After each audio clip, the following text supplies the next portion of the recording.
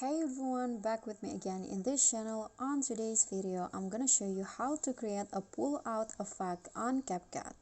So first, import your video and then click on it, and at the beginning of the video, zoom the video like this, then add a keyframe.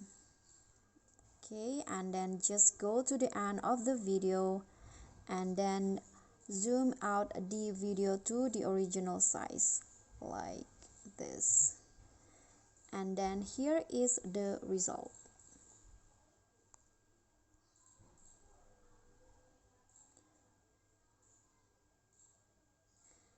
Okay guys, so that's all from me. Thank you guys so much for watching. Don't forget to like, comment and subscribe, and also don't forget to click on the thanks below. I'll see you all in the next tutorial. Bye bye.